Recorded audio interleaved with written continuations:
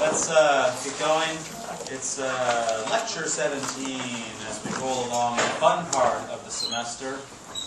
So, the videos are caught up, more or less. Again, there was an error. The 12-minute video is gone. It's been replaced by the full 1 hour and 10 minutes of exciting discussion of economics. I've had office hours today. I'm going to cut them short a little bit, but after class until 1:15. Any open, and I'll talk about the briefing at the end of class, because I'll hand out the briefing and materials, and the lecture today will prep you for the briefing in a sense. Okay, it'll be due November 10, which is 2 weeks from today, right? Yeah. So I'll discuss that later in the class. Are there any open questions from anybody about anything? No? The world's at peace, everything is good? Okay, and we'll keep talking. Yeah, sorry. If someone asks you a question in blog, are you required to respond? You are not required to respond. You'll have to investigate whether you want to respond. I have a flame war going on with a guy right now who is more famous and definitely in his own mind is more famous. And I broke the rules of common courtesy by recording his public talk with twice as much of an audience as this and putting it on my blog. That was a scandal. So now I've taken it down, whatever. So much for the public discourse. But if you don't want to, I mean, if you want to reply, if somebody flames you on your blog post and says, "Oh, you suck," and you could say, "Well, you suck more," if you want to. But there's a lot of constructive criticisms, and because your briefing 2 is going to be based on your blog post, it could. Did I mention that? Did you guys? Oh, okay. Let me tell you right now what that is. So your blog posts, and they're going until about November 10. So the next 2 weeks, we have about 30 more posts going up. But your blog post is going to be the basis of your second briefing, which is 10 points of your grade, right? So now the blog post is worth twice as much as you thought it was worth, right? But instead of being, a correction to my blog post, we're going to do, you're going to essentially have the chance of rewriting your blog post. So the one that went up on the web was your draft, and then you will be rewriting it for your second briefing and then grading each other in terms of the quality of your economic analysis. Okay? I'll speak more to peer grading later on in class, but just be prepared. When I started to mention that, there was someone, who's the one that did the opium post? Opium? Yeah. So you went and found some more sources in the Office of Control of Drugs, or Office of Drugs and Crime. Yeah, that long acronym, 5 letters, right? And so that, in a sense, would be the kind of thing you would want to include in your briefing, right? So in a sense, you've already done some work towards your second briefing. So when I mentioned, yeah, you can just forget it, who cares if my blog post is done. But if you want to cut and paste your blog post into your briefing too, that's fine. You'll be graded on that. But if there's something that you want to improve or correct, language, spelling, punctuation especially, somebody got destroyed on their grammar. That was like someone, and it wasn't me that wrote that comment. That was brutal. But, and if you actually just want to cut and paste, go ahead. You'll probably get a very bad grade. But if you want to take the opportunity of improving your blog post for a second briefing, then you will have that opportunity. Okay, that will be due. I think at the moment that's due on December 1st. But I'll make it more formally announced later on. So that's what's going to happen with the second briefing. And he walked away. So hopefully he knows. Yeah. I have another question. Yeah. We're all about questions. Okay, you know how it's not related to briefing, first of all. All kinds of questions. You know how Starbucks keeps raising their prices, and then they said the world price for a cup of coffee is something like 12 cents or 80 cents, I don't remember. So the majority of the profit just go to Starbucks? So Starbucks is raising the price of their coffee, and they're complaining that the wholesale price of coffee is going up? No. I was just wondering, because... About coffee? Yeah. Just talk about that. Sort of. Okay. So the price of coffee is notoriously low in a cup of coffee. You go to Starbucks, you buy coffee, they charge you, what, $2 for a coffee now, or $1? What does it cost? I get lattes and cappuccinos all the time. What's a cup of coffee cost at Starbucks? Like $1.75. $1.75, right? So the price of the raw material in there, the water is free, right? There's energy, and the coffee itself, out of $1.75, is probably 10 cents, right? So is it $1.65 profit? What else goes into the price of a cup of coffee at Starbucks? Labor, what? Rent, what else? Marketing. Cup, marketing, Water. water, we got that one. More? Unbelievable monopoly profits, right? Starbucks is making a killing, right? Why are you nodding? How many coffee shops are next to the Starbucks downtown in Berkeley? Like besides the Starbucks that's next to the other Starbucks, right? But there's Starbucks, there's Pete's, there's whoever else, right? Coffee is a hyper-competitive business. And I don't know, this would be a good question to ask yourself and go and do some research, but I would be curious to know what their profit margin is. Right, Starbucks. If you look at their annual report, simple question, what's their gross sales, what are their net profits? I would say it's less than 10%. So out of that $1.75 cup of coffee, less than 10% is 17 cents in profit, right? So there's a whole bunch of other costs. Go ahead. I'm kind of confused because you said it's a competitive business, and I see that, for example, selling coffee on the world market, coffee beans, that's perfectly competitive. There's all kinds of stuff. But for other products, and it's not just coffee, like let's say jeans, cars, whatever. I mean, many people think there's only one Starbucks. I mean, there are many coffee shops, but it's only one Starbucks. And Right. Starbucks is for some reason different, better, I don't know, Right. cooler than anything else. So Right. there is, in a way, monopoly power, right? Because There's market power, not monopoly power, market power, right? So you're right, there is market power. And here's a good example. When you go to Starbucks in Berkeley and you pay $1.75 for a cup of coffee, and then you go for Starbucks at the Oakland airport or the San Francisco airport and you pay $2.50 for a cup of coffee, that is monopoly power. Because there are no other coffee shops in the airport, sometimes. I mean, sometimes there are, sometimes there aren't. So when they get an exclusive concession, then you see the price jack up, right? And it may reflect the cost of the rent, but that's the monopoly profits being passed, monopoly profits, from the airport, right? Because the airport is charging a higher rent to get into the Starbucks in there. So the fact is that by definition, Starbucks is not a monopoly because there's more than one place to buy coffee, right? And there are substitute goods for coffee. You can go to the tea shop next door. But they do have market power, and a lot of their market power is actually based on the brand name, right? So that's the value of Rolls-Royce, the value of Levi's, the value of a band, right? If U2 comes to town, they can charge more for concert tickets than the U2 Revival Group, right? Because maybe the U2 Revival Group has all the same singers, all the same guitar skills or whatever, but they're not really U2. So this is where you get what are called monopoly rents or return on your brand name. But the brand name took a long time to invent, right, to create. And so that's what's going on as far as that's concerned. so that's the difference between monopoly power and market power. Monopoly power is just one version of market power, right? So it's a subset. Market power and monopoly power, right? Right? Almost every business has got some kind of market power, right? But monopoly power just essentially means you're a monopoly, okay? And that means, this is a better definition of monopoly power, is that there's no entry, right? That means that nobody can enter the business and compete with you if you have monopoly power. The United States Postal Service has a monopoly over the delivery of mail to your slot of your door, okay? Starbucks has no monopoly over anything. Microsoft has no monopoly over anything, right? You can enter into the software business, people can choose, right? The United States government has a monopoly over the use of force in this country, right, or whatever, something like that, some kind of definition of what their monopoly power is.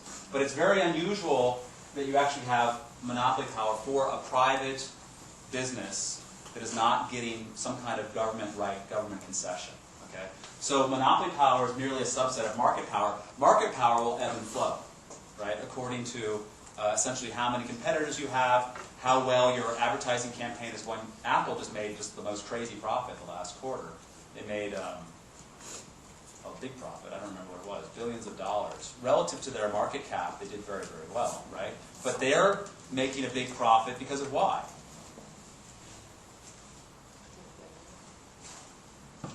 Somebody. Market power, good. Why? What kind of market power? What device does Apple sell that people want to pay more for? iPhone, iPod, iBook, MacBook, whatever, right? All these things.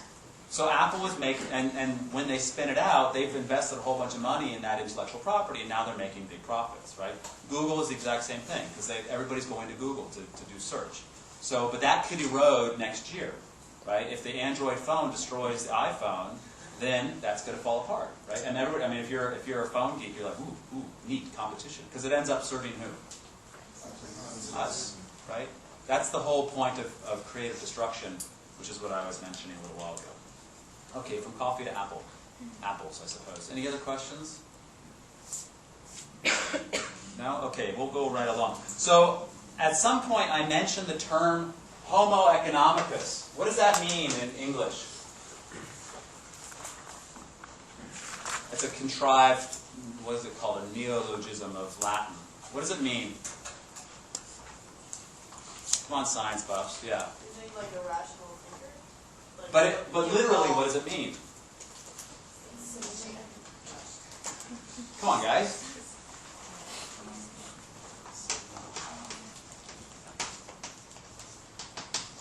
What does Homo sapiens mean? Man. Keep going.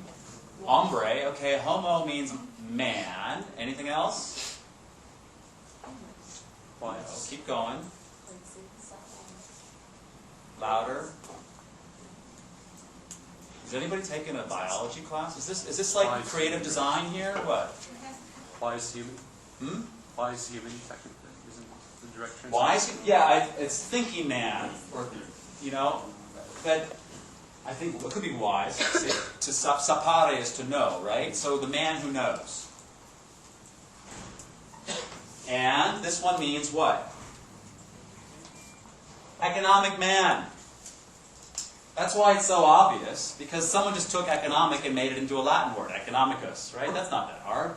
So, here's the thing. What defines Homo economicus? Somebody said it already. Say it again. Self-interest. Self-interest. Acting in your own self-interest. Rational self-interest. I'm only writing this down because you have to know this if you're going to be an economist. You have to know that Homo economicus, number one, acts in his own self-interest in a rational way. Him or her. Okay, women are guilty. Now, the problem is, that says self. Bad handwriting award again. The problem is, I was talking about the trust game last class. I was, right? Okay. I'm a little confused because I've been talking too much to too many different people. What happens in the trust game? Mr. A has got $10, and he sends Mr. B. Say he sends Mr. B $10. Number one, if Mr. B is Homo economicus, what's going to happen in terms of passing back? Zero. Right? And if Mr. A understands that Mr. B is Homo economicus, what's he going to pass? Zero. That's backwards induction, right? This is step one, and that's step two. This is very important. If you take any game theory classes, this is critical, right? Upper division, your next class, an A grade, right? Write that down. So through backwards inductions, you know that two Homo economici will pass $0 back and forth. They'll both end up with a payment of, well, this guy will end up with a payment, he'll keep the $10, this guy gets nothing, right? But what actually happens? When people play this game, I told you in the last lecture, or did I not? Yes? What actually happens when real people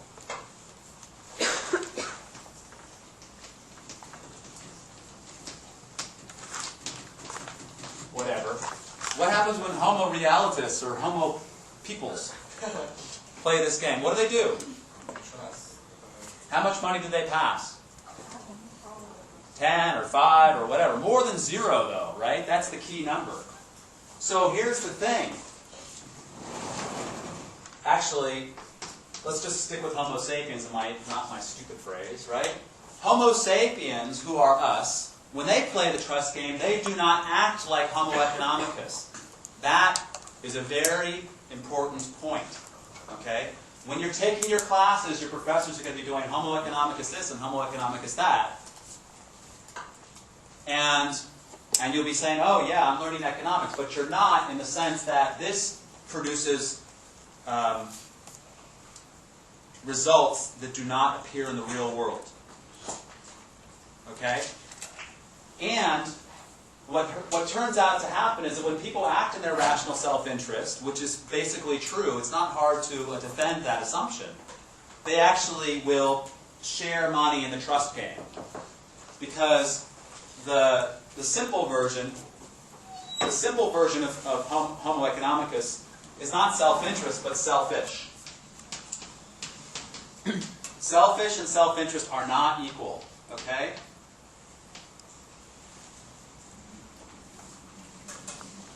Now, the Nobel Prize this year was awarded to Lynn Ostrom because she figured out that people will cooperate with each other to solve collective action problems without requiring the privatization of property rights, right? Collect common pool goods.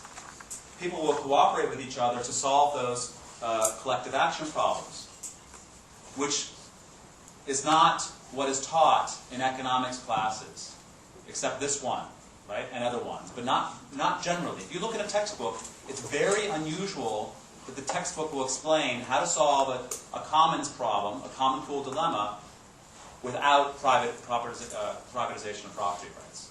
Okay? This is like heads up. Okay? And here's the thing. If you are interested in the history of, well, you don't have any choice, really. If you're interested in oh,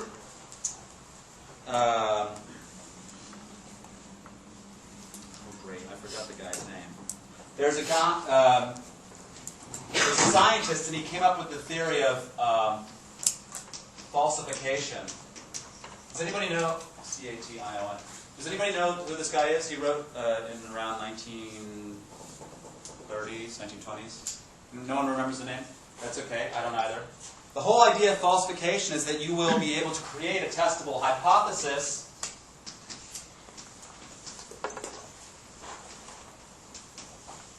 What does that mean, a testable hypothesis? What does it mean?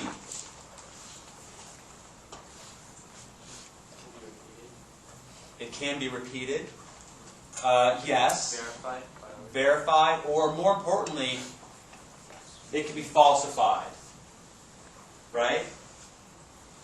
So what it means is this. This is essentially how all of science works. Right? You have a hypothesis and you say, my hypothesis is that when I put on my sunglasses, it will rain. Right? And if I put on my sunglasses and it doesn't rain, that has been falsified. That has been rejected. Right?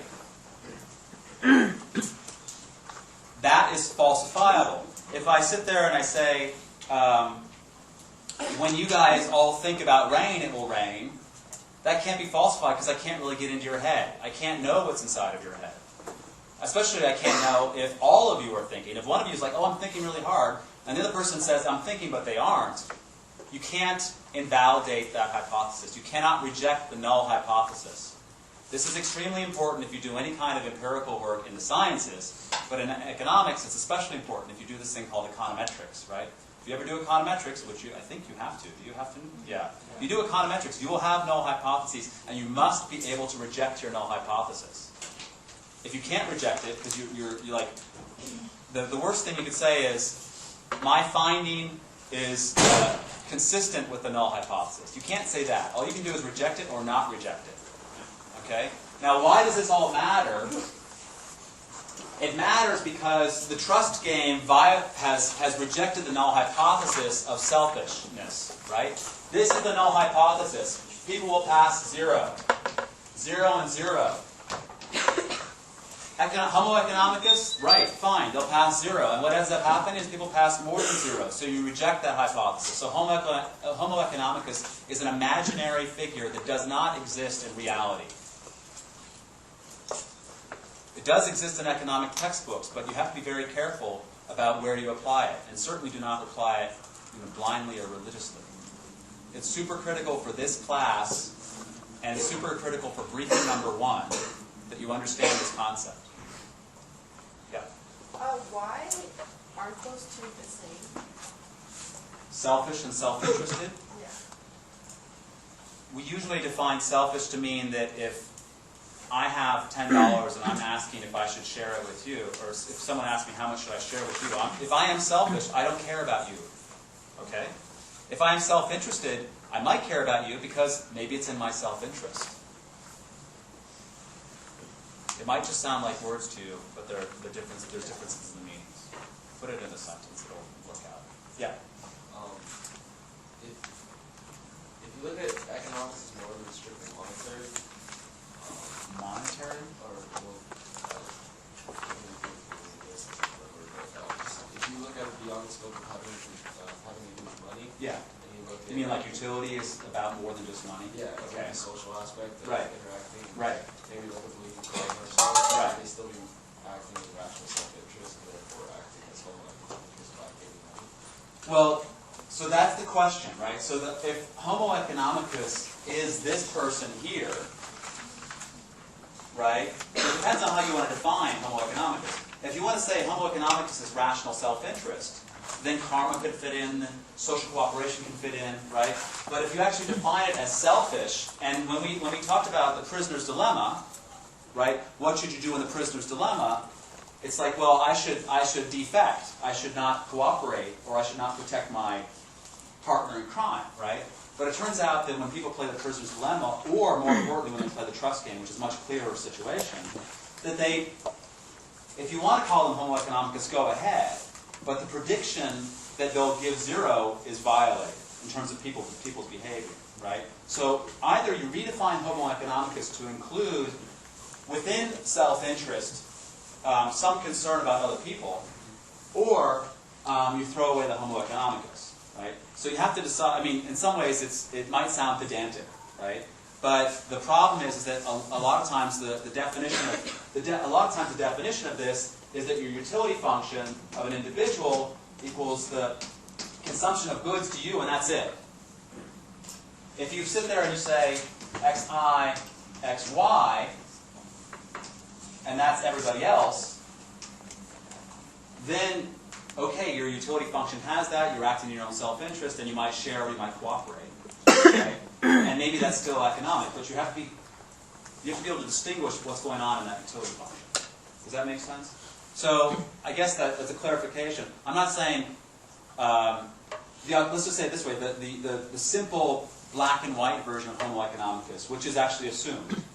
And why is it assumed? It's assumed because then the math is easier. Right? It's like that. That's it, really. Because if you sit there and say, well, people are going to do something in between giving 0 and $10, then there's no math. You can't make a prediction, right? That's why the math economists hate the experimental economists, because there's no math involved in experimental economics. So if you go for that limited version of Homo economicus, then you're going to be wrong. If you say, well, it includes the utility function, that can include everything that falls under self-interest, then you're back on track. But that means almost anything can happen, right? Which is tough. Yeah. So you can include in your utility function, for example, a good that is happiness of another person. Absolutely. Yeah. And then, but that would be, you couldn't quantify it until your math model would break down. That's right. Okay. That's But that the- would still be under self-interest because you're interested in the other person being happy to make, because it makes you Right, because here's the way to counterpoint. It's like, it's in my self-interest to take care of someone I care about. If I hate that person, should I give them stuff also, right? Or if I don't know who that person is. Sometimes people, this is interesting in international aid, people are happy to donate money to aid, but they, when you ask them, do you care about how that money results in a reduction in poverty, they're like, no. Right? They just want to put $10 in the envelope and send it off to somewhere. But if it gets lost in the mail slot, they don't care. They feel happy because they sacrifice something. right? So they don't actually care that it actually helps somebody, which is kind of sucky. But that's the way it works, right? That's how self-interest works out. Another hand? Is there a hand up here? You guys? No? Yeah, I had a question about behavioral. Is experimental economics similar to behavioral? Behavioral economics and experimental economics. So behavioral economics is kind of like psychology in economics, and experimental economics is the idea that you could have testable hypotheses that will be repeated in experiments over and over again, right? So who's done the auctions section already, right? That's experimental economics. It's not necessarily behavioral economics, right? The trust game is behavioral and experimental. So behavioral is, again, a subset of experimental, all right? Yeah? Like, what do they mean by, like, rational? Like, how people seem everyone is rational, and, like, how do you define that? Rational is basically that if you're given a set of choices, the same set of choices, okay, not adding and subtracting choices, that you will be consistent in what you're choosing at a given time, right? So if I say to you, I say, do you want coffee or Coke to drink right now, then you will choose coffee. And if I ask you again, you'll say, yes, coffee. If I ask you again, you'll say, yes, coffee. Okay? If I say, what about your second or third cup? You can switch. That's still rational. If I add another option here, tea, you can also switch. If I ask you tomorrow, you can switch. Right? The only thing is to basically assume that what you're choosing right here, right now, between your choices, is what you really want. Which is kind of ridiculous to make that huge definition for that little obviousness. But that's what we mean. Right? It's essentially that you think you know what you want and you ask for it. Another question? There's other assumptions that are used for mathematical purposes that go beyond this that actually fail on real people. Yeah? Back to the hypothesis, so Right. that can never be proven then, right? It could just be rejected. It can only be rejected. You can never prove something with a null hypothesis. That's the whole idea. So, of course, what you do is you just write it in the right way so you can reject it, right? Which is one of those little rhetorical tricks. It's like taking the natural law of Cobb Douglas to take a law of Lagrange. Anything else? Okay, so that's a clarification. And I'm banging on this because I want you guys to be forewarned and foreprepared, not because you're going to have a problem with the test later on, but if you take the stuff that you're learning for your tests later on, you go out in the real world, be careful that it matches reality, or at least now what I mean your intuition, I mean your experience in life, right? Because the one thing that most people will say, I say, I'm an economist, they say, well, economics is tough. I'm like, no, you do economics every day. When you walk in the supermarket and you buy groceries, you are acting in your rational self-interest against your budget constraint, choosing the bundle of goods that will serve you the best. It's just like that. It's not more complicated than that. The fact that I can't understand what you're doing does not matter. Right? That's where economists go crazy. But consumers know what they're doing, generally speaking. Okay. Good enough? Yes? Okay. I'm sure we'll come back to that more often. Now, auctions. Here's the deal. This is a little experiment that's going to be going on in this classroom on Thursday. And as part of my fall cleaning, because I'm leaving the country for a little while, I'm getting rid of a lot of books. And I'm going to auction some of these books to you guys in this class on Thursday. So here's what's going to happen. I have about 8 books here. What I'm going to do is I'm going to hold them up, and I want to see a show of hands if you're interested in bidding for this book on Thursday. The 4 most popular books will be put up for auction, okay, at 25-cent increments. If they sell for less than $5, I'm happy. So this is not break the bank time, okay?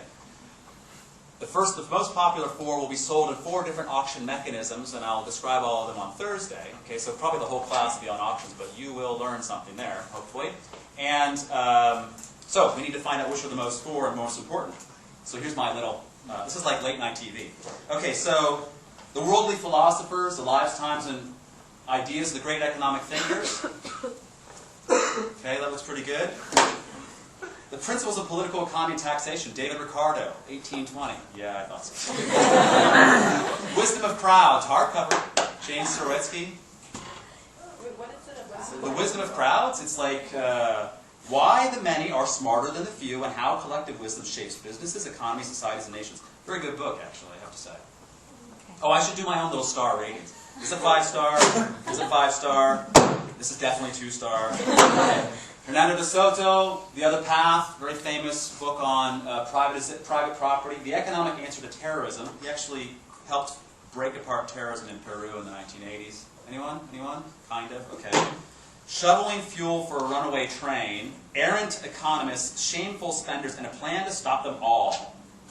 This is about sustainable, steady-state economies and sustainable ecology. Why GDP sucks as a measure of the economic output.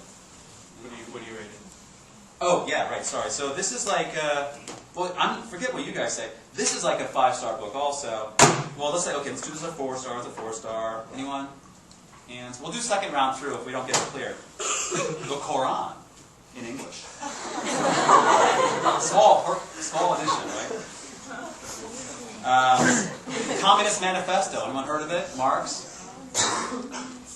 22 pages of, 50 pages of rhetoric. Yeah, maybe. Okay. Oh, look! Thomas Schelling, Micromotives and Macro Behavior. Anyone? Anyone? Okay, kind of. The Logic of Collective Action. A book everybody's reading? Yes? Except they already bought, right? That's the problem. I should have done this at the start of the quarter. Oh, The Economic Naturalist. Watchmen. Oh! $20! Yeah, okay. No. A Beautiful Mind. John Nash, Sylvia Nasser. A great book about John Nash kind of going crazy or whatever. He's the guy that, like, basically made game theory happen. No? Yeah. Okay, so... Huh? If these don't go on the auction, can we just buy it? That's possible. Okay, so this is not happening. Logic of collective action. Okay, so here's our runoff. We've got Wisdom of Crowds, Worldly Philosophers are in. And we've got, this is an iteration, 6 more books. We need to get it down to 2. So we've got Hernando de Soto. We've got the Quran. Shoveling Fuel for a Runaway Train. That's more, okay. Communist Manifesto. Yeah. Watchmen. No. Beautiful Mind. What's the Communist Manifesto? No, I said I think we should put. You think it should be the Communist Manifesto? You're like one vote. This is democracy problem. Okay, between these two. Who thinks this one? Who thinks this one? All right. Here you go. All right, so we'll do this on Thursday. I will have change, as in quarters. Bring singles, okay, if you want to bid. I'm serious. These are going to sell. I know you guys are all going to be really cheapskates, so that's fine. If it sells for $1.25, I'm happy. We're going to do the auction mechanism. That's what matters to me. So it'll be these 4. Okay. That's that. Let's go on to... And those of you who are in section on Wednesday will be doing more auctions. Go ahead. Can you email us the titles? Yes, I can. So we know. You can check on Amazon and see the actual value, yes. I know this. Homo Economicus. Okay. Dude, are you kidding? $275? Remember shipping costs, though. And, immediately. You have it right now. With all my notes in it. This guy's an idiot. Yeah. Actually, there was this... These ones don't have very many notes in them. But there was this very famous... Has anybody heard of Fermat's last theorem? No? Yeah? So there's this guy, he was a French noble. He was a tax collector. This is how it used to work. You would be a tax collector and you would just go collect taxes, keep a piece of the action, and send the rest to the king. Right? It was a pretty easy job. And he was kind of a dilettante, except he was very smart. And he was reading a book, and I don't even remember what the math was, but he was reading a book, and someone said, "Hey, I wonder how to." I think it was something like finding the biggest. It wasn't finding the biggest prime, but it was a factoring problem, something that was complicated. And Fermat wrote in the margin of the book. He said, "Oh, I can solve this problem, but I don't have space to write it here." And then he died. And back when this happened, that was like 1600 or 1700, what they would do actually is they would republish a book that an intellectual had owned, and with his margin notes in it, right? So people would say, ooh, look, it's Fermat's notes on the wisdom of crowd. And so someone started reading and said, wow, I wonder what his theorem was. Fermat's last theorem. That's how it got the name. It took 300 years or more until they actually found, it was like, it was the combined efforts of about 10 different mathematicians, but actually I think the guy at Berkeley, he was the one, he had a key contribution, I think, to solving it. And his proof of Fermat's last theorem was like 180 pages, right? It wasn't exactly going to fit in the margin. So basically Fermat was full of it, but they did end up proving that I think he was right. So there's nothing so wise in here. Or incautious. There's definitely incautious stuff. So let's go back to principal agent stuff. And spend a lot of time on that because that also matters for your briefing.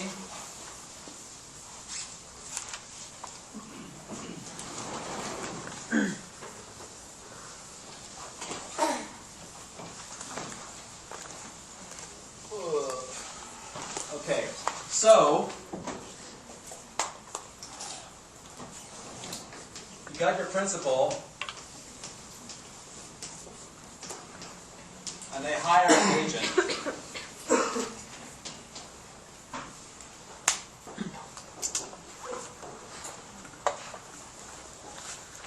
And the first problem of a principal-agent relationship is what? As far as information is concerned. What is this category of an information problem called?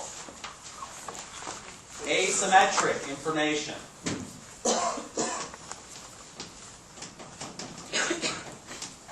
Does that have two T's in it? Maybe? No? Okay. So there's two types of asymmetric information. What's the first type? Ability. What's the jargon? It's horrible. Tell me what it is. You can be all fancy at cocktail parties. What is it? Adverse selection. What is? So adverse selection is about ability. Right? You don't know if that agent is good at his job. And the job that he is doing for you, the principal. Okay? The other problem of asymmetric information is what? Moral hazard. What does that mean? Right.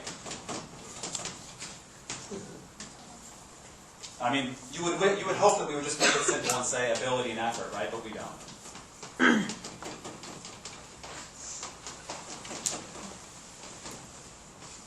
So these are the two things that the principal cares about. And the traditional solutions for adverse selection is what? What's one means of solving that problem? You want to find out if the person has ability or has no ability. What do? Signaling. You signaling. What does that mean? Put it in a sentence. Like when your real estate agent drives a fancy car. What does it mean? Don't talk about real estate agents. Tell me what it means.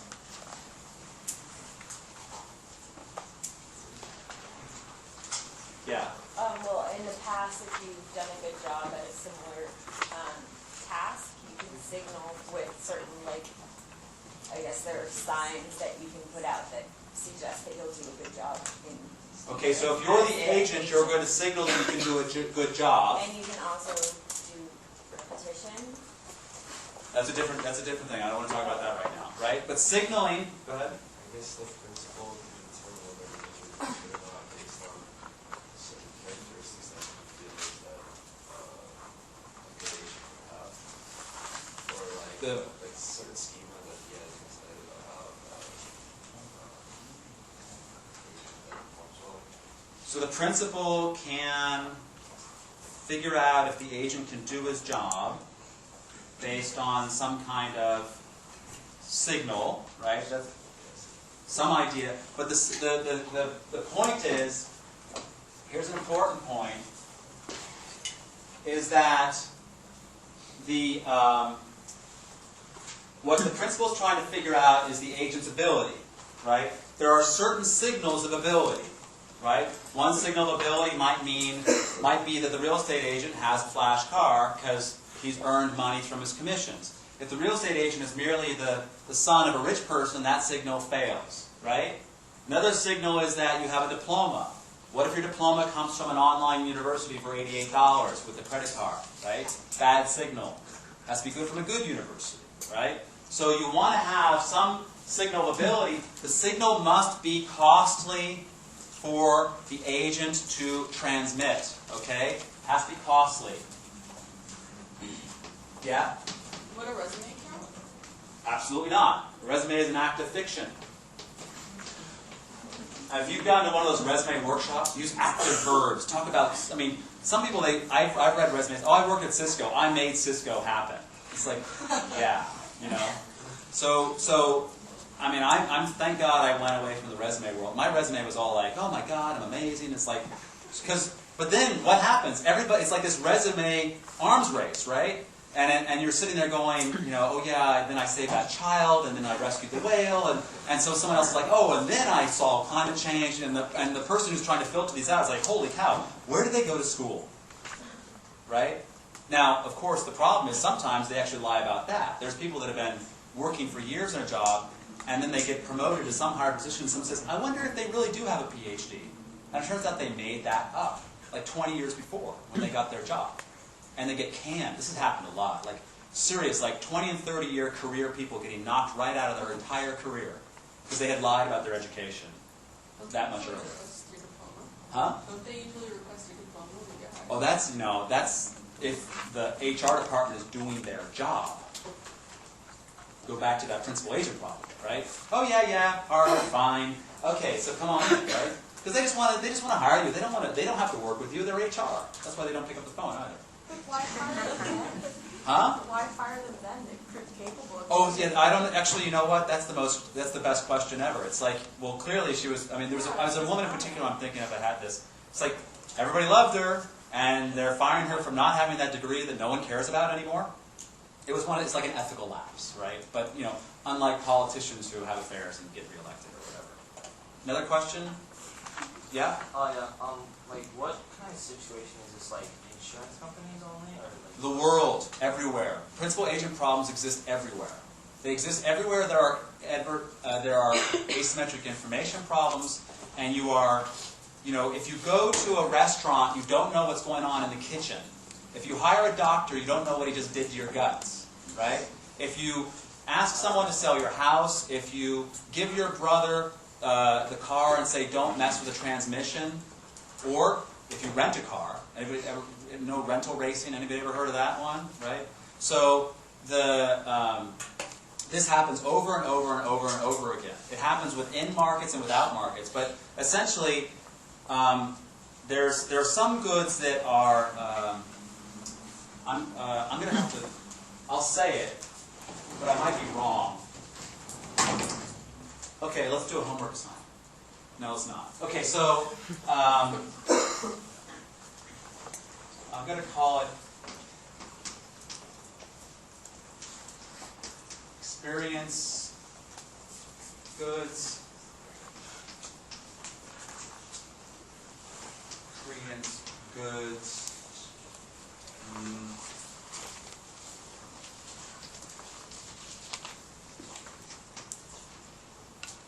So let's look at 3 different types of goods here for a second. Let's start with this one down here.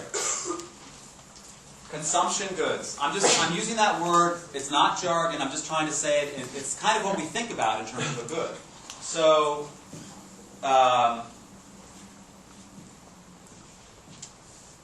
let's say that these sunglasses are, let's call it a consumption good. What makes it a consumption good? I go to the shop. I got this at Walmart or something. You go to the shop, try it on, you look in the mirror, you look at the sun, and you know the properties of these glasses. Okay? There's no, I'm not sure, right? It's not, the glasses are not promising to make you smarter, they're not promising to make you richer, they're just sunglasses, right? You know exactly what you're getting before you buy it. Okay? That's important. That's just basically what we think about in terms of most goods. But there are other goods that are much more difficult to figure out. One of them is an experience good, where you buy a ticket to go on an airline, you pay them all of your money before you experience the good, right? And you are basically going to get on that plane and take that trip. Now, if you buy the ticket and then you show up and they say, oh, there's no food on board. Actually, there was this really good spoof on the internet about EasyJet, one of these European flight airlines. Ryanair is even worse. Anybody know Ryanair? It's like 10 times worse than Southwest. Southwest is like, okay, you know, you get some peanuts, they give you a drink. You go on Ryanair, they're like, oh, you have a bag? Give us $10 more. Oh, you want to sit down? Give us $10 more. Oh, you want a drink? That'll be $5. And they had the spoof. It's like, do you want a seatbelt? We'll sell you that for $5. It's like, do you want the thing that actually lets you get out of the seatbelt? That's another $10. Like, Ryanair is crazy on terms of nickel and diming you on these charges. So, essentially, when you buy that Ryanair ticket, you don't actually know what you're getting, in a sense, until you experience it. Okay? You can consider the same thing. Going to a movie is an experience good, right? You buy your ticket, you walk in, and the movie is either worth your money or it's a waste of your money, right? And if you get through, if you're 30 minutes through a film that sucks and it's a waste of your money, what should you do? Right. That's a good example of where sunk costs are sunk. Okay. Do not invest another hour of your life watching crap. That's an experience good. Movie. Sunnies. A credence good is, yes? What happens if you buy sunglasses on the internet and you're not exactly sure what you're going to get? That, it's definitely not this because you haven't seen it already. It's not exactly what I'm talking about in terms of a credence good, but it's, I don't quite know. I mean, if you're buying glasses on the internet, it's, you know, maybe the ad on the internet is completely accurate, right? But you just don't know that your head size or whatever, right? So, or you don't know how those lenses work. So you might have to just kind of say, well, I have this range of expectations about what I'm going to get, and if it falls in that range, that's okay. It's much worse when you buy those glasses and the person just lied to you. Right. They're selling you counterfeits. I actually know someone who sells counterfeit glasses, but he says counterfeit, right? Because people, they just want to buy it. They want to buy Gucci without paying for Gucci, right? So I'm not quite sure what to call that one. It's certainly not this, because you don't know what you're getting ahead of time. It could, I guess it would, I mean, this is not a strict hierarchy. This is just kind of off the cuff that I'm giving you these definitions, but it's something around experience. Yeah, go ahead. What if you go see a play the first time and you don't understand it? What if you do what? You go to see a play or a movie, Yeah. and you don't understand it, and you go back the second time and it was worth the scenes. Well, that's like reading Shakespeare 12 times. You know, if you're still into it, then that's cool, right? But if you're saying, this sucks, I just watched Transformers this last weekend. Besides the whole Megan Fox thing, I had to know. But man, the script sucked in that film. That was like, you know, for 6-year-olds, and I was feeling a little bit talked down to. So, but I had to watch the special effects. What is a credence good? So if you want to go to the film 12 times, let's go right ahead. Creedence goods are where you essentially have to take on trust what you're actually getting. You can't experience it. When you walk in the film, you're like, I see the film. But a credence good is something like taking medicine, right? Or I had the surgery, and the guy's like, hey, the surgery went well. I'm like, I hope so, right? But if you're taking medicine against malaria, for example, as a prophylactic, and then you don't get malaria, you don't know if that pill protected you from malaria or you just didn't get malaria. You have to trust. You have to trust the person who's selling it to you. Medicine, right? And that's and the more as you go from 1 to 2 to 3, you have to have more and more and more trust for the person who's selling you the good. Are there any examples for that are not like health related? Credence good? Who has an example of a credence good that's not health related? Could a car be one? Go ahead. Like a used car salesman sells you a car without. That's more of an experience good. But you don't have to you have to trust them, like, know the engine But you can also test all those things out. You can buy the car and go to your mechanic, and your mechanic can run the whole thing down. And besides stuff that no one can find, which by definition no one knows about, right? The car is basically an experience with it. A Creedence good, you never can prove or disprove that it's working, right? Yeah? So like maybe like SAT prep course, like you take the prep course and then Right. you take the SATs, and maybe you're just really smart, or maybe the course helps. Right. An SAT course, No, but they give you like a 200 points guarantee. You don't score. Yeah, but you don't Yeah, know but- if you just like. but you might try hard. I mean, there's this interesting thing called, I just spent $500, how much do those things cost? They cost a lot, don't they? $1,000. So you spend $1,000, you're like, dude, I had better do well on this test. And you're not just going to sit there and just like, oh, SAT. You don't sleep on the book, right? You work hard because you want to get your money's worth. Even though there might not be anything there. So it's hard to disentangle, but I think that I'm not sure about that one. That doesn't make much, I don't know how to do that one. What about like Dr. Souls, the soles that you put in your shoes? Yeah. In terms of your feet not stinking or what? Or no, well, like it's supposed to help your back, your posture. Right. You're not sure if it does. Yeah, so in a sense, because you have no counterfactual, right? The reason that medicine comes up is because the whole idea of doing a double-blind test, doing the sugar pills, placebo test, right? If you don't really know, if you can't run a placebo on yourself, which by definition you can't, then you're not exactly sure about what you're getting. Yeah. I think another industry, apart from health, is anything that involves tarot cards or good luck charms. Right, Or these things right. where people pay. Yeah, I read my horoscope today and it said I was going to have a great day, and I had a great day. It's amazing. It worked, you know. Except that, oh shoot, I read Virgo and I'm really Leo. So it's like you just scramble those up. This is amazing. But yeah, that's another one. Like the psychic says, I see, you know, I am taking care of your future. Give me some money. Yeah. Would insurance go with the Creedence good? What kind? I've never seen any kind of insurance. No, I don't think so. Because insurance is almost a contract called, we'll take care of certain expenses that might happen to you, right? The insurance is obviously fitting under the principal agent model, right? But when you buy insurance, you have an agreement, and if you break your leg, you're going to get your leg fixed. The doctor. Well, you think you'll get your leg fixed. Oh well, fraudulent insurance is a different problem. We're talking about the doctor. I'm saying it's like you're paying for something and it's not, you're not sure whether you'll get coverage or not if you need it. Oh, like U.S. insurance? No.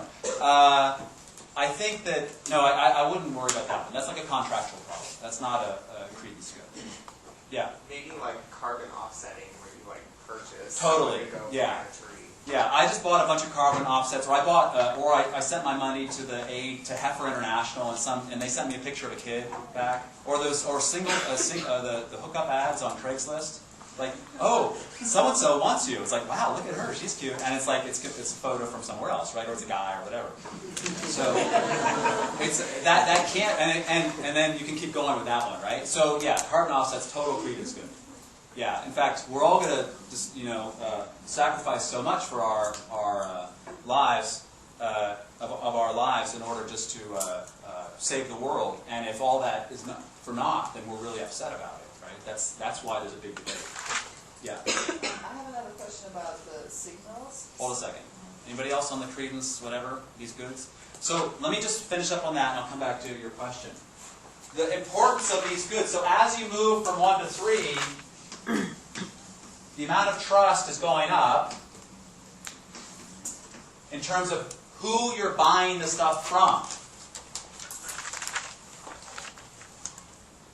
Now, if I'm going to buy pills, there's this really funny story from high school. Hold on a second. I got 3 hands backed up.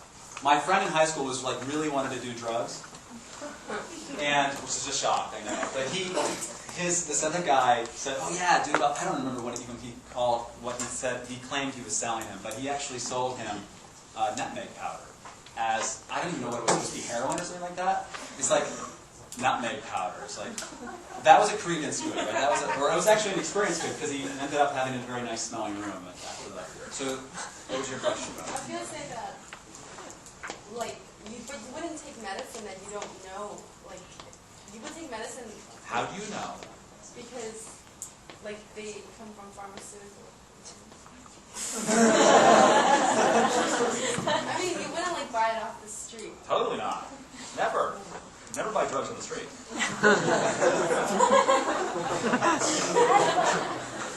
Education, or would that be considered one of the good? Education, no, it's not, well, it is credence in the sense that you have no, so you're like, Stanford, Berkeley, right? And Stanford's like, oh, dude, you are going to be so successful in life if you go to Stanford. And Berkeley says, I could say the same thing, except we'll save you whatever, 50 grand a year, right?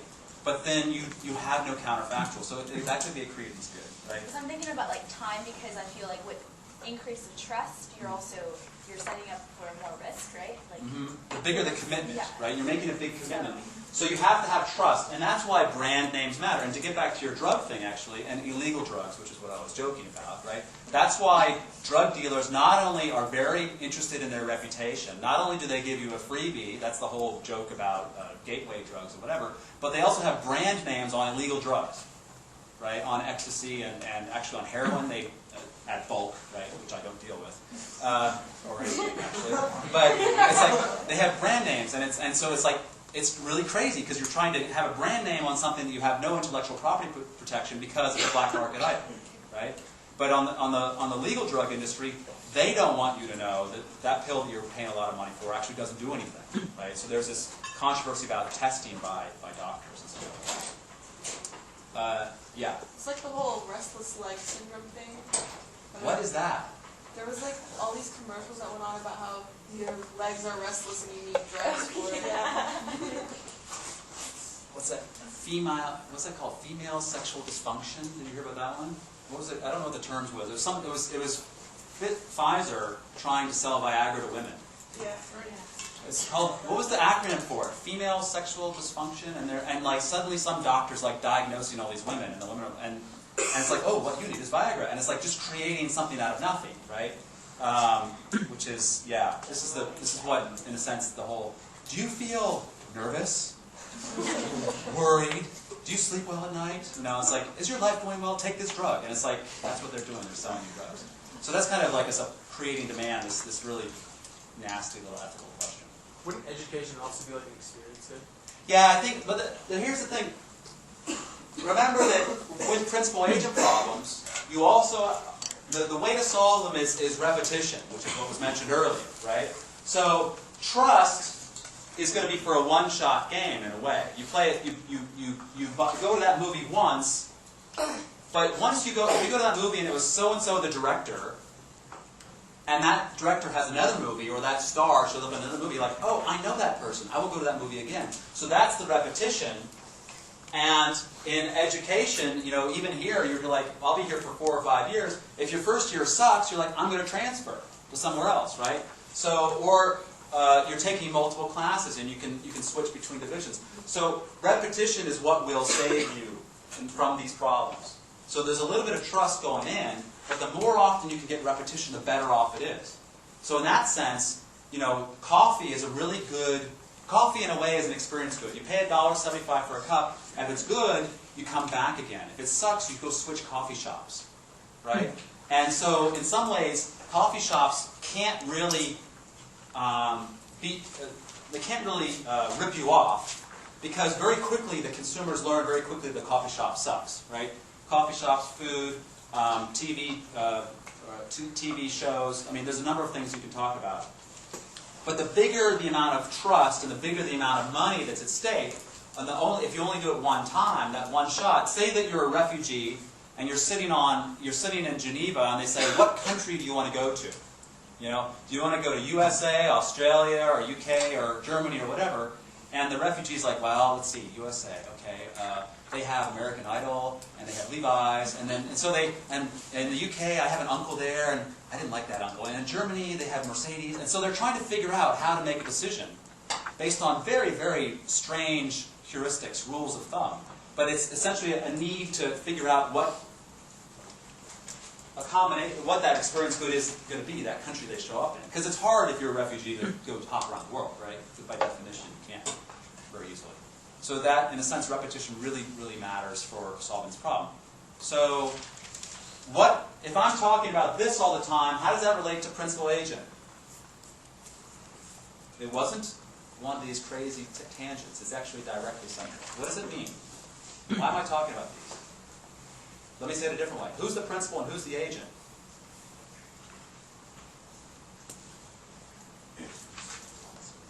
Were the principal and the agents the good?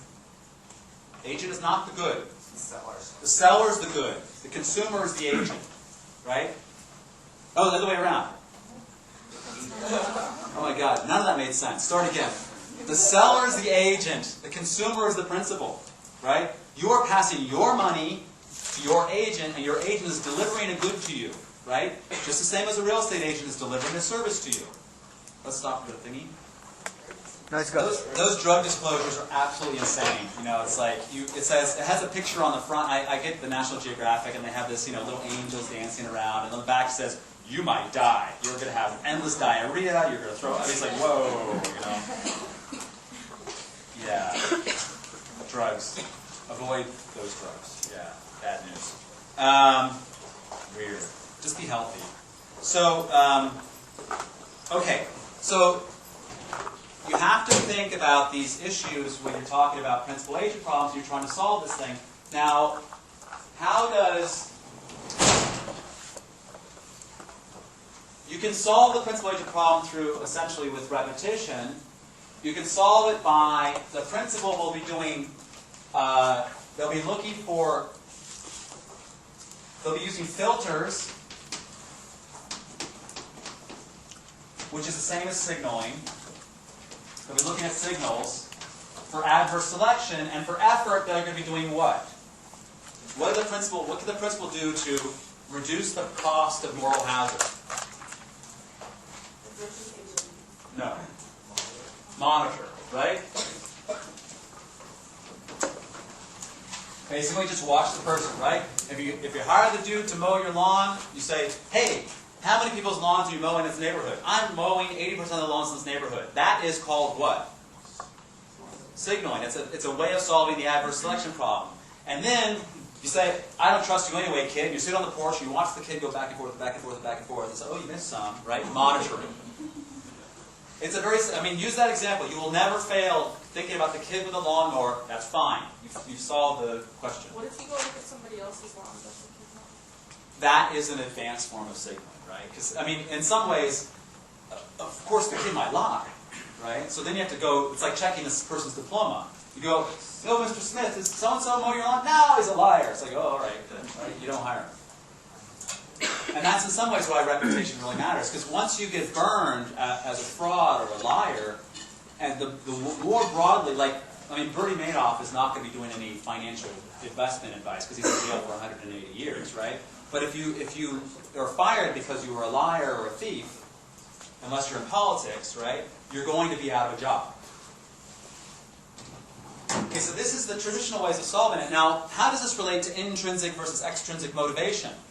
If someone has, I'm not going to get, the extrinsic motivation if you're the principal, your extrinsic motivation for the agent is a wage, right? And you can make the wage contingent on the delivery of the good, right? The real estate agent is paid after the house sells, not before the house sells, right? The lawnmower kid you'll say, "Okay, you did a good job," or not. Whoever, I've heard this from girls before. Who's paid like $100 for a haircut and the haircut sucked? No? Yeah, I've heard it before. But then do you get like a freebie after that, or you just like never go back again? Never go back again, right? And tell all of your friends never go back again, right? Or something like that. So there's money before and after.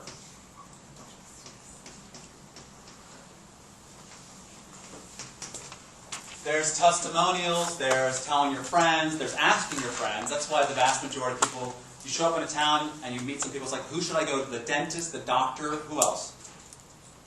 Who else do you really don't know? Mechanic, car mechanic, that's a huge one. Right, what else? Optometry, babysitters. Stepdad. There's a new film coming out, right? Stepdad who kills every family he married into. So you've got money, you've got talking, you've got Yelp, Yelp apparently was running a little bit of a extortion racket against the businesses that they were being rated. If you buy advertising on Yelp, we'll take away those negatives, but if you don't, sorry, you might write some. So these are ways of solving the principal agent problem. What about intrinsic motivation? How does that relate to the principal agent problem? If someone has an intrinsic motivation to do a better job, is that the person you want as your agent? Yes or no? Yes. Yes, right? So when they come to the interview and they say, I really want this job, I'm going to do such a good job. Is that what you mean? I mean, kind of is, but like you have to be able to check against it, right? But that's actually my question relates to that earlier for the signaling. Yeah. Because you said that the resume doesn't really count, but isn't the resume in a way a sign of like how much effort you're already willing to put into that, signaling intrinsic motivation, effort that you're going to be putting into whatever else? In a sense. So if your resume says that you spent 3 years in the jungle rescuing orphan gorillas. No, but I don't mean what is on the resume. How it looks. How it looks, right? Like, so whether you just put a piece of paper and you scribble a few notes on, Yeah. or it's obvious that you spent 2 days sitting there designing and thinking and what Right. I'm going to put in this. That's an interesting question. So if you spend 2 days designing a resume that's fictitious, are you more likely or less likely to get a job than if you spend 1 hour designing a resume as, a winner of the Peace Prize, right? So it's form over, it was a content versus presentation or something like that, right? And it definitely depends on what, because the people that are filtering resumes, when there's 100 applicants for every job, they're like, spelling error, the notorious thing. If you have a spelling error, your resume's going to be thrown away. That's true, that goes together. And lying is not that common because people, the most important part of your resume is what? References. Because if anybody comes there, I'm going to be like, looks good, they sound nice, I'm going to call their references, right? And then find out if the references are legit. I think actually, when a guy ripped me off, before he ripped me off, he said, call my ex-wife, she'll vouch for me. And the ex-wife was in the game. Ah, burned me. It was really sad. So, references, yeah, he went to jail though, so that was cool. That was the power of blogging. I got it for a rental deal in Washington, D.C. It was sad. But I got him put in jail, so that was cool. It took forever. Boy, fraud in D.C. Oh yeah, we don't have problems with fraud in D.C., right? So the point though is that you want to go directly to the reputation thing, to the repetition thing, and the higher the ranking of the reference person and their reputation, right? So say that so and so is giving you a referral, and then they lie, and then now their reputation is burned because anybody that just happened. Who's a fan of ESPN? You see that thing on this sex thing on ESPN TV or whatever? Right? Some blogger got all pissed off because he got lied to. He's like published a whole bunch of sex scandals. And ESPN is like, what are you doing? He's like, I don't care. You guys lied to me.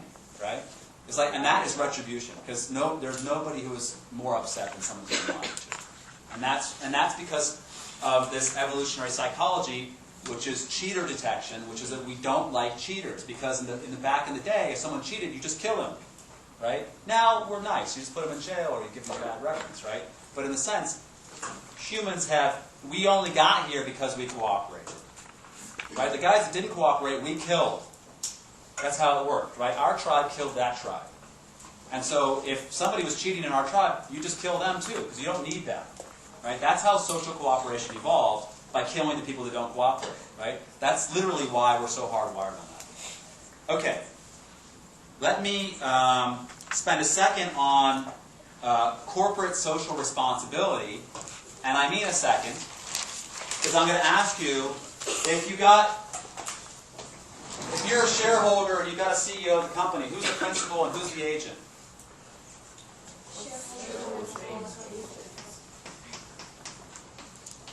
CEO, boy, CEO. Okay, and the CEO, back in the day, you'd say, your job is to maximize profits. Right? Now, you're not quite sure if the CEO is good, but basically you can see that so-and-so was in charge of the company or a different company or was a vice president for this many years. There's a career, there's a track record. So you have a notion of ability. right? You have a notion of effort. You're saying, I want quarterly reports, I want to talk to you, I want to see what's going on. Or effort is forced because of competition, right? So you have that principal-agent relationship with your CEO as a profit maximizer. Now your CEO says, well, you know what? We need to do some corporate social responsibility. So we have to worry about the balance between, I'll do one of these like stupid little balancing beams, right? Between profits and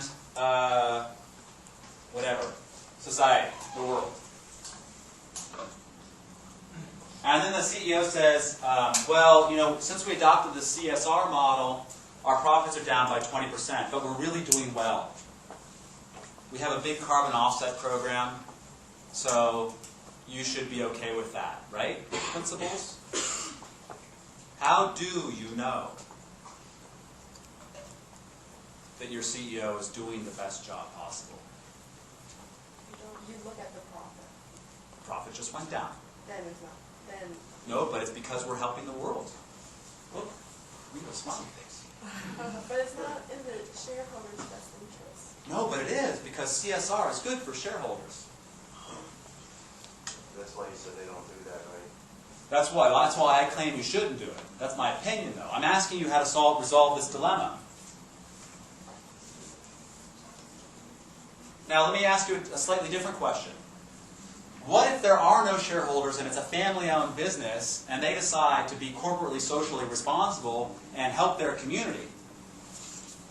Do we have to worry about the balance between profits and CSR? No, because there's no agent, no principal, right? All of the incentives are combined within one decision-making group. So the family-owned company, it's their decision about what to do with the profits because they work hard, they keep the profits, right? They decide if they want profits or they want to help their employees with job security, or if they want to support the local football team, or if they want to do carbon offsets, right? Because they are getting both the cost and the benefits.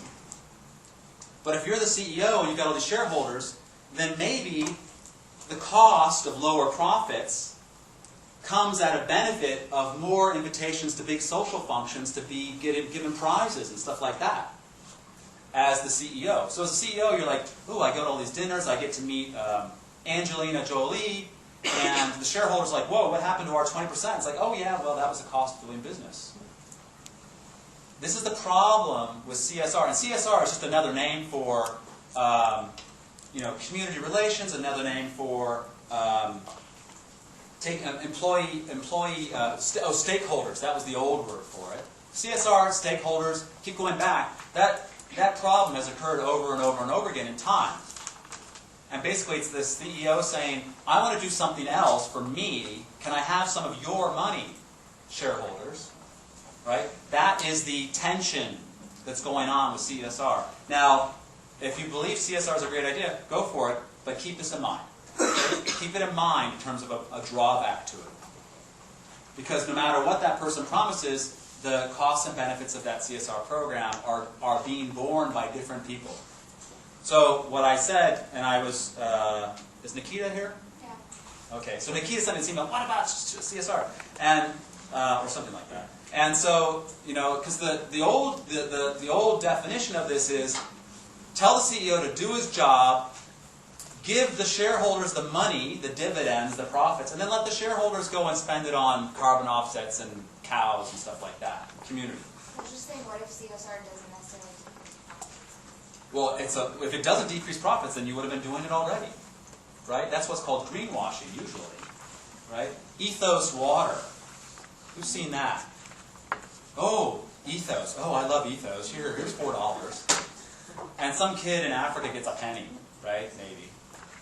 I doubt it. I mean, that's like the whole thing with Starbucks and the free fair trade coffee. It's like, yeah, we sell fair trade coffee. It's 1% of our coffee volume, but you'll pay a lot more for all of our other coffee because you feel good. They sell Ethos water. I'm telling you. Yeah. Yeah. Like at Starbucks. Yeah, I know. That's the whole joke. It's more crap from the greenwashing division of Starbucks. Right? Yeah. If they took that approach and the CEO took it upon himself to do that, wouldn't it even itself out? Stockholders would just if they took that approach, If they took it on the social welfare and stuff like that on themselves. if the shareholders do it on themselves, that's their No, decision. if the CEO does. If the CEO does it, then he's defrauding his shareholders. And if they don't like it, then wouldn't it balance itself out as they withdrew or sold their shares and then the company? They either sell the shares or fire the CEO. Yeah. So I'm handing out the briefing plus the tragedy of the commons. I'm making it easy for you. I'm lowering your transactions costs. I already killed the trees, so you have to read it. Oh, I need to do one of those briefings. Let's go over the briefing. We will have more and more and more to say about principal agent stuff because it turns out that this is the key to a lot of our political economy questions. Anybody still need any briefings? There should be enough copies passing around thereabouts. Yeah. So what is the advantage of having an agent? I mean, it seems then the Yes. solution to all our problems is to get rid of the stock markets and just have China. Do everything yourself. Or give it, no, why do you have stock? You have stock markets because you can raise capital. You have stock markets so you can have gains from trade and gains from But specialization. it immediately creates principals and agents. So there's a cost and a benefit. Right? The cost and the benefit is actually where the rubber hits the road in terms of leveraged buyouts and reprivatizations and going IPOs, going public. Right? The guys at Google didn't want to go public, but they were forced to by their board. Right? They wanted to keep the control. And then the guys at the investment banks did go public, and they shifted all the risk onto the shareholders and took fat pay brackets, right? So there's that constant back and forth. But that's a good question. Okay, briefing number 1. Let's go over that. Yes. More. You send those back. Anybody need the tragedy of the commons? You need briefings over there? Can somebody make sure those briefings get over there? Send this stack back. Okay. You are a junior staffer for a politician. You have been asked to write a briefing on the following topic. Please explain how a leader can promote an environmental program that will benefit the average citizen, but not special interest groups, and still get reelected. Okay? This is a bitch of a question. Okay? What I want you to do is think very creatively, and including, like, I have no idea. I'm not going to try and define it down. There's no Lagrangian here. Okay? I want you to think creatively about how to write a briefing for this politician, and I'm talking about the things you have to keep in mind are to deal with these problems that are here, like ecosystems, groundwater, greenhouse gases, offshore drilling. These are all public good problems. These are tragedies of the commons. You have the logic of collective action, which hopefully is very fast, and most of you are at least started. True? Not true? Who started it? Good. Who's finished it? Yeah. All right. So there's a tragedy of the commons, which lays out part of the problem. Same era. The logic of collective action was 1966 or something like that, and tragedy of the commons is 1968. This is where the discussion gets going. Lynn Ostrom and her comment. You're not allowed to say, we'll just evolve our society for 50 years and fix the problem. Okay? That's the bad news. You can't use an Ostrom solution. You can discuss things like competition, asymmetric information, principal agent problems, collective action, free riding, special interests. The key here is that you're a person who you are your principal, you are the agent. Your principal is asking you to write this briefing to try and figure out a way of serving the public and then getting reelected against an opponent who will be funded by the special interests who do not care about the public. Right? It's the old problem of business as usual in politics. And if you've been following politics, this happens all the time. If you have not, this is where you start to learn. Don't use the jargon. Okay? This is written for a politician who has an elevator worth of time to read your briefing. That means he gets in the elevator, and by the 12th floor, he's got to have the clue, the idea, right? How to do this. Consider that the person has got a 10th grade education, okay? Or 10th grade attention span, either one. There's some readings. Oh, Baptists and bootleggers, I'll get to that on Thursday. Be concise. Now, it's one page, right? One page, don't muck around with the, I'm going to put in, like, I'm going to reduce the kerning in my font. You guys have all done that, or know people that have done that before, right? Just make it, fit it in there, and the whole point is that you spend enough time on it that you get your message down to one page, right? If you have to start with 5 pages and cut it down, that's fine. If you want to write a paragraph and that works, that's fine, right? Now, grading, the most important thing. Do you have a hand that needs? Yeah, so what's the timeline for the politician to do it? I mean, how many years does our program have? Say within 2 years. This is a congressional cycle, okay? How do you avoid special interest groups? Like, That's what you're going to tell me but now. even for environmental Whoa, programs, whoa, whoa. there That's are, what you'll tell me how to do. Okay? I'm not answering your question. Okay, we'll be out in a minute. Hold on. I have to get to the end of this, and then I'll get to the last hand. This is going to be peer grading double blind, okay? Your assignment is going to come in. It's going to have the last 4 digits of your student ID on the upper right-hand corner, okay? And that is, and you're going to bring 3 copies of it. If you bring 2 copies, you get 0 points. Does everybody understand that? 3 copies. You're going to bring in 3 copies. It'll have your student ID on there. We will redistribute, hold on a second. We will redistribute those copies to everybody else in the class in a random fashion that I'm going to determine. Those people are going to rank your briefing against the other 2 briefings they get. The best one is going to get 10 points. It's completely a relativistic grading system. Okay? When you are grading, you only get to choose one that is best. Alright? The second best and the third best. Okay?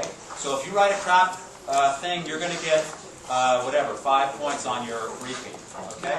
That should be good enough. And if you have a handout, I'll try and get to the next.